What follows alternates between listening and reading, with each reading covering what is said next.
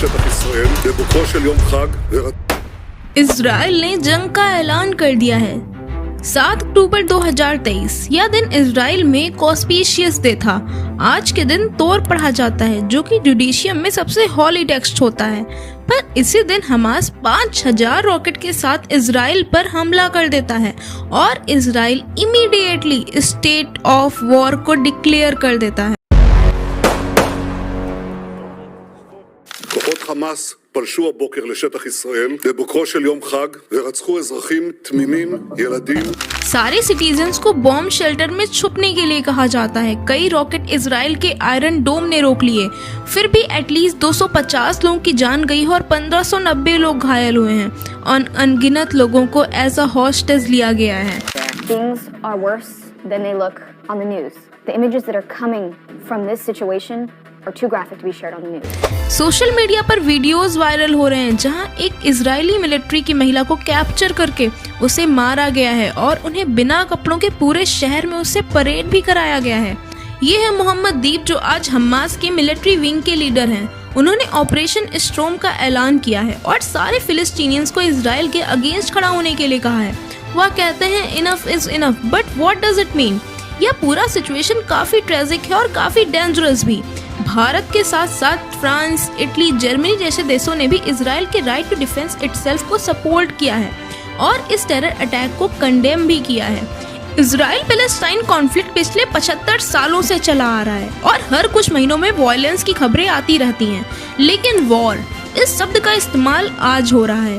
क्या सच है आखिर इसका और ग्लोबल लेवल पर इसका क्या इम्पैक्ट है? आइए जानते हैं आज की इस वीडियो में। पिछले कुछ समय से मैं इजराइल पैलेस्टाइन कॉन्फ्लिक्ट के बारे में पढ़ने की कोशिश कर रही हूँ जिससे मुझे कुछ की इनसाइट्स मिले हैं और आज की इस वीडियो में यही इम्पोर्टेंट बातें मुझे आपके साथ शेयर करनी है और इस वीडियो के एंड तक आप यह भी समझ पाएंगे कि इसका आखिर भारत पर क्या इम्पैक्ट होने वाला है। यह वीडियो हमारी बाकी वीडियो से थोड़ा अलग होने वाला है, लेकिन इस वीडियो का यही पर्पज है कि आपको ऊपर से नहीं थोड़ी गहराई में जाकर कॉन्टेक्ट इन्फॉर्मेशन देने का, ताकि आप बैकग्राउंड को समझें, आपको एक पर्सपेक्टिव मिले ताकि आप अपने ओपिनियंस खुद बना पाएं। चलिए आइए दोस्तों इसी के साथ इस वीडियो की शुरुआत करते हैं और सबसे पहले आइए जानते हैं कि आखिर हमास क्या है। आज की घड़ी में इजराइल और पैलेस्टाइन कुछ ऐसा दिखता है। यह मैप अपने आप में बहुत कंट्रोवर्शियल है। पैलेस्टाइन के लोग मानते हैं कि 1947 से लेकर आज तक इजराइल धीरे धीरे पैलेस्टाइन पर कब्जा कर रहा है। पैलेस्टाइन का धीरे धीरे छोटा होता हुआ यह मैप आप देख सकते हैं। इसका इस्तेमाल कई टेररिस्ट इजराइल पर अटैक करने के लिए करते हैं, लेकिन क्या इनोसेंट लोगों की जान लेने के लिए एक मैप जस्टिफाई है? ये है गाजा स्ट्रिप जो इजराइल और इजिप्ट के साथ बॉर्डर शेयर करता है। इसके वेस्ट में है मेडिटेरियन सी और इस एरिया को कंट्रोल करता है हमास। हमास एक मिलिटेंट ऑर्गेनाइजेशन है जो 2006 से गाजा स्ट्रिप को कंट्रोल कर रहा है। हमास एक टेररिस्ट ऑर्गेनाइजेशन है, इसके बारे में कोई कंट्रोवर्सी नहीं है। यूनाइटेड स्टेट, यूरोपियन यूनियन और कई और देशों ने भी उसे एक डेजिग्नेटेड टेररिस्ट ऑर्गेनाइजेशन का दर्जा दे दिया है। हमास का मतलब है इस्लामी रेसिडेंट मूवमेंट। हमास की शुरुआत 1987 में हुई। इन्होंने 1988 में हमास चार्टर बनाया। उनका ऑब्जेक्टिव है पैलेस्टाइन को इजराइल ऑक्यूपेशन से बचाना और इसमें सिर्फ ये पैलेस्टाइन का पार्ट शामिल नहीं है बल्कि पूरा इजराइल और पैलेस्टाइन शामिल है। जहां अरबी में इसका मतलब ब्रेवरी है और हिब्रू में इसका मतलब लूजली मतलब वायलेंस है। साफ साफ देखा जाए तो हमास इजराइल को नक्शे से ही मिटाना चाहता है। पिछले 30 सालों से उनके वायलेंट अटैक जारी हैं। 1980 से लेकर आज तक उन्होंने किए गए सारे अटैक्स का डाटा देखते हैं तो जनरल पब्लिक के लिए एटलीस्ट 87 अटैक्स का डाटा अवेलेबल है। इन टोटल 1000 से ज्यादा लोग हमास के अटैक से या तो इंजर्ड हुए हैं या तो मारे गए हैं। इतना छोटा सा देश है फिर भी इस देश के सारे लोग टेरर अटैक के डर में जी रहे हैं। इसीलिए इजराइल ने आयरन डोम डिफेंस सिस्टम बनाया है। आखिर क्या है ये आयरन डोम? 2011 में इजराइल एरोस्पेस इंडस्ट्रीज ने आयरन डोम का एक मोबाइल एयर डिफेंस सिस्टम बनाया जिसका ऑब्जेक्टिव है शॉर्ट रेंज मिसाइल को मिड एयर इंटरसेप्ट करना, उन्हें जमीन पर नुकसान करने से पहले ही मिड एयर में डिस्ट्रॉय कर देना। इस सिस्टम के 3 मेन कंपोनेंट्स हैं, radar system, command system and missile launcher. जब भी गाजा स्ट्रिप से रॉकेट लॉन्च होते हैं तब यह सिस्टम उन्हें डिटेक्ट करता है और उनकी ट्रेजेडी मैप करता है और फिर एकाउंटर्स मिसाइल को छोड़ा जाता है जिससे गाजा से आने वाली इन मिसाइल्स को मिड एयर इंटरसेप्ट किया जाए और रोका जाए। 2012 में गाजा के अगेंस्ट इजराइल की जो वॉर हुई उसमें 85% रॉकेट्स को इंटरसेप्ट किया गया और जानें बचाई गईं। यह इजराइल का सिस्टम हमास के खिलाफ सबसे बड़ा डिफेंस है। यह बात हमास अच्छी तरीके से जानता है, फिर भी उन्होंने 5000 रॉकेट लॉन्च किए। ये कोई आम टेरर अटैक नहीं, ये युद्ध का ऐलान है। और यह दिन भी काफी स्पेशल था क्योंकि इसी दिन के अराउंड 50 साल पहले भी इजराइल पर अटैक हुआ था। इस अटैक की डेप्थ, इम्पोर्टेंस और आने वाले टाइम में होने वाला इम्पैक्ट समझने के लिए पूरी हिस्ट्री जानना इम्पोर्टेंट है। आखिर क्या रीजन है जिससे यह दोनों देश एक दूसरे के खून के प्यासे हैं? तो दोस्तों, मिडिल ईस्ट में मौजूद इजराइल एक यहूदी देश है। इसके पूर्वी हिस्से में वेस्ट बैंक मौजूद है जहां फ़लस्तीन नेशनल अथॉरिटी, जो फ़लस्तीन लोगों के लिए सरकार चलाती है, इसे संयुक्त राष्ट्र से मान्यता मिली हुई है। इजराइल के दक्षिणी पश्चिमी हिस्से पर एक पट्टी है जो दो तरफ से इजराइल से घिरी है। एक तरफ से भूमध्य सागर है और एक तरफ से मिस्र की ओर। इसे गाजा स्ट्रिप के तौर पर जाना जाता है। वेस्ट बैंक और गाजा स्ट्रिप को आमतौर पर फ़लस्तीन के तौर पर जाना जाता है। इजराइल में इजराइल की सरकार है जबकि वेस्ट बैंक में फताह पार्टी की सरकार चलाती है। गाजा स्ट्रिप पर हमास का कब्जा है। फ़लस्तीन नेशनल अथॉरिटी को ही फ़लस्तीन के तौर पर देखा जाता है, लेकिन इसके एक हिस्से यानी वेस्ट बैंक में तो सरकार है, मगर दूसरे हिस्से गाजा स्ट्रिप पर सरकार का कोई नियंत्रण नहीं है। यहाँ पर हमास ने तख्ता पलटकर 2007 से शासन करना जारी कर रखा है। वेस्ट बैंक में ही इस्लाम, यहूदी और ईसाई धर्म का पवित्र शहर यरूशलेम मौजूद है। आइए दोस्तों, अब जानते हैं कि आखिर कैसे इजराइल और फ़लस्तीन में विवाद हुआ और आखिर इसका क्या रीजन था। दोस्तों, इजराइल फ़लस्तीन विवाद पिछले 100 सालों से भी ज्यादा पुराना है। प्रथम विश्व युद्ध में ओटोमन सल्तनत की हार के बाद फ़लस्तीन के नाम से पहचाने जाने वाले हिस्से को ब्रिटेन ने अपने नियंत्रण में ले लिया। उस वक्त इजराइल नाम से कोई देश नहीं था। इजराइल से लेकर वेस्ट बैंक तक के इलाके को फ़लस्तीन क्षेत्र के तौर पर जाना जाता था। यहाँ पर अल्पसंख्यक यहूदी और बहुसंख्यक अरब रहा करते थे। फ़लस्तीन के लोग यहीं के रहने वाले अरब थे, जबकि यहूदी लोगों के बाहर से आने की बात होती है। फ़लस्तीनियन लोगों और यहूदी के बीच विवाद तब शुरू हुआ जब अंतर्राष्ट्रीय समुदाय ने ब्रिटेन को कहा कि वह यहूदी लोगों के लिए फ़लस्तीन को एक राष्ट्रीय घर के तौर पर स्थापित करे। यहूदियों का मानना था कि ये उनके पूर्वजों का घर है। दूसरी ओर फ़लस्तीन अरब यहाँ पर फ़लस्तीन नाम से एक नया देश बनाना चाहते थे। उन्होंने ब्रिटेन को नए देश बनाने के कदम का पूरा विरोध किया। इसी तरह फ़लस्तीन इजराइल विवाद की शुरुआत होने लगी। यह विवाद बढ़ता गया जिससे विवाद बढ़ता ही गया। इसी का ये इम्पैक्ट हुआ कि 1920 से लेकर 1940 के बीच यूरोप में यहूदियों के साथ जुल्म किए गए। यहूदी वहां से भागकर एक देश की तलाश में यहाँ पहुंचने लगे। यहूदियों का मानना था कि ये उनकी मातृभूमि है और वह यहाँ पर अपना देश बनाएंगे। इस दौरान यहूदी और फ़लस्तीन के लोगों के बीच हिंसा भी होने लगी। 1947 में संयुक्त राष्ट्र ने कहा कि यहूदी और अरबों के लिए अलग अलग देश बनाने के लिए मतदान किया जाएगा। संयुक्त राष्ट्र ने यह भी कहा कि यरूशलेम एक अंतर्राष्ट्रीय शहर बनाया जाएगा। हालांकि यहूदियों ने संयुक्त राष्ट्र की इस बात को स्वीकार कर लिया, मगर अरब लोगों ने इसका विरोध किया। इस वजह से ये कभी भी लागू नहीं हुआ। जब ब्रिटेन से इस समस्या का समाधान नहीं हुआ तो वह यहाँ से निकल गया। फिर 1948 में यहूदी नेताओं ने इजराइल के निर्माण का ऐलान कर दिया। फ़लस्तीनियंस ने इसका विरोध किया और इस तरह दोनों पक्षों के बीच पहले युद्ध की शुरुआत हुई। जब तक संघर्ष विराम लागू हुआ तब तक इजराइल के पास एक बड़ा हिस्सा आ गया। और बात यही नहीं रुकती है दोस्तों। फ़लस्तीनियंस लोगों के लिए जॉर्डन और मिस्र जैसे अरब मुल्कों ने भी लड़ाई लड़ी थी, मगर उनकी हार की वजह से फ़लस्तीन एक छोटे हिस्से में सिमट कर रह गया। जॉर्डन के कब्जे में जो जमीन आई उसे वेस्ट बैंक का नाम मिला, जबकि मिस्र के कब्जे में आने वाले इलाके को गाजा स्ट्रिप कहा गया। वहीं यरूशलेम शहर को पश्चिमी में इजरायली सुरक्षा बलों और पूर्व में जॉर्डन के सुरक्षा बलों के बीच बांट दिया गया। ये सब बिना किसी शांति समझौते के किया गया। यही एक बड़ा कारण था दोस्तों, जिस वजह से 1967 में दोबारा युद्ध शुरू हुआ। तो इस बार इजराइल ने पूर्वी यरूशलेम के साथ साथ वेस्ट बैंक और गाजा स्ट्रिप पर भी कब्जा कर लिया। गाजा से तो इजराइल पीछे हट गया, मगर उसने वेस्ट बैंक पर कंट्रोल जारी रखा है। इजराइल पूर्वी यरूशलेम को अपनी राजधानी के तौर पर होने का दावा करता है, जबकि फ़लस्तीन के लोग इसे अपने भविष्य की राजधानी मानते हैं। ज्यादातर फ़लस्तीनियंस लोग अभी भी वेस्ट बैंक में ही रहते हैं, जबकि कुछ लोग गाजा स्ट्रिप में रह रहे हैं। दोस्तों, यरूशलेम एक काफी इम्पोर्टेंट शहर है। यरूशलेम में यहूदी, इस्लाम और ईसाई तीनों धर्मों के लिए काफी महत्वपूर्ण है।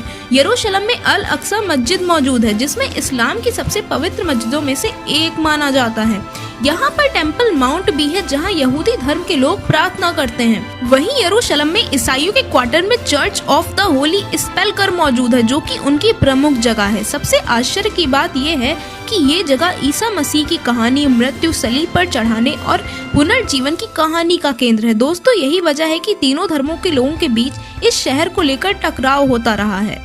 ये तीनों कास्ट के लोग अपना झंडा लहराना चाहते हैं। चलिए दोस्तों, अब आप अच्छी तरीके से समझ गए होंगे कि आखिर इजराइल का पास्ट क्या है, आखिर क्या रीजन है जिससे ये लोग आपस में युद्ध कर रहे हैं। दोस्तों, इजराइल पर अब जो ये हमला हुआ है, ये पहली बार नहीं हुआ है। इससे पहले भी कई हमले हुए हैं, जिनके बारे में आइए जानते हैं और कुछ बातों को गहराई से समझते हैं। Because if you have knowledge, let others light their candle in it.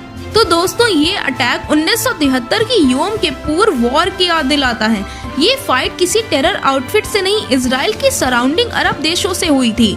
Egypt और सीरिया ने इजराइल पर 6 अक्टूबर 1973 को अटैक किया था। ये दिन काफी स्पेशल था क्योंकि इस दिन ज्वेलिश हॉलीडे योम किपुर मनाया जाता है। इस दिन ज्वेलिश लोग एक 2000 साल पुरानी ट्रेडिशन फॉलो करते हैं। इस दिन को लोग सेलिब्रेट करने के लिए वाइन पीते हैं, पर एक दूसरे को चीयर्स नहीं कहते हैं, उसके बजाय कहते हैं लीशना हबशबे यरूशलेम, जिसका इंग्लिश ट्रांसलेशन है next year we will be together in Jerusalem. इसी दिन इजराइल पर होने वाला अटैक उनके लिए एक मैसेज था। इस वॉर में अरब देशों को सोवियत रूस का सपोर्ट मिला और इसी पावर को बैलेंस करने के लिए अमेरिका ने इजराइल को सपोर्ट दिया। हिस्टोरिकली अमेरिका यही करता आया है, हर वॉर में एक काउंटर बैलेंस क्रिएट करने की कोशिश करता है। इस वॉर में जीत इजराइल की हुई, but at a high cost. 26,000 से ज्यादा सोल्जर्स की जानें चली गईं और 12,000 से ज्यादा लोग इंजर्ड हुए। इजराइल 1948 से लेकर आज तक इतनी सारी वॉर्स कर चुका है, आप वीडियो को पॉज करके उनके नाम पढ़ सकते हैं। लेकिन 1973 की स्पेशल थी क्योंकि अरब देशों को पता चल गया था कि इजराइल को डिफीट करना पॉसिबल तो है, लेकिन अमेरिका का सपोर्ट ना मिलता तो शायद नतीजा कुछ और होता। वापस आते हैं प्रेजेंट पर। हमास के इस ऑपरेशन को अल अक्सा स्ट्रॉन्ग नाम दिया गया है। चलिए जानते हैं आखिर अल अक्सा क्या है। ये है जेरूसलम, दुनिया की सबसे पवित्र जगहों में से एक सबसे पवित्र स्थान है। इसका जुडिशियम इस्लाम और क्रिश्चियनिटी में एक इम्पोर्टेंट स्थान है। हमास का कहना है कि Israeli arm forces Alexa Moscow के आसपास वायलेंस कर रही हैं। वेस्ट बैंक में इस साल इजराइल ने कई रेड्स किए हैं जिसमें 200 से ज्यादा लोगों की जान चली गई है। यह समझना इम्पोर्टेंट है कि 200 लोग कौन थे। इजराइल मानता है कि यह 200 लोग मिलिटेंट या फिर मिलिटेंट के साथ मिले थे। इजराइल जब भी मिलिटेंट के खिलाफ एक्शन लेने के लिए वेस्ट बैंक के अंदर जाता है तो उन पर पत्थरबाजी होती है। इजराइल के साइड से कहते हैं कि रिटेलिएशन में जाने जाती हैं और पैलेस्टीनियंस ये मानते हैं कि इजराइल का वेस्ट बैंक में क्या काम। सिचुएशन हमेशा से ही कॉम्प्लिकेटेड रही है। एज अ रिजल्ट इस साल वेस्ट बैंक में 200 से ज्यादा लोग और इजराइल के साइड पर 30 से ज्यादा लोग मारे गए हैं। यहाँ आर्ग्यूमेंट हमेशा यही होता है कि वॉयलेंस की शुरुआत किसने की। इजराइल कहता है कि ये लोग पहले पत्थर फेंकते हैं और फिर छुपने के लिए मॉस्को के अंदर चले जाते हैं। पैलेस्टाइन के ये लोग कहते हैं कि मॉस्को में घुसकर लोगों को बाहर निकाल कर मारा जाता है। कौन सी साइड पर विश्वास करना है आप खुद डिसाइड कर सकते हैं। आप स्मार्ट हैं और आप अपनी खुद की राय बना सकते हैं। यहाँ तक सारे फैक्ट्स हैं जो पब्लिकली अवेलेबल हैं। आप सबको अपनी खुद का रिसर्च करके उन्हें वेरीफाई भी कर सकते हैं। आई बिलीव हम सबको अपना खुद का रिसर्च करना चाहिए, किसी पर भी विश्वास नहीं करना चाहिए, इवन मुझ पर भी नहीं। हम सबको अपने खुद के ओपिनियंस बनाने चाहिए। लेकिन इस पूरे सिचुएशन में कुछ सवाल जरूर खड़े होते हैं। यू सी गाजा स्ट्रिप हर साइड से घिरा हुआ है, उन्हें इजराइल से मदद नहीं मिल सकती है। तो दो ही ऑप्शंस हैं कि एक तो इजिप्ट उन्हें हेल्प कर रहा है या फिर कोई और।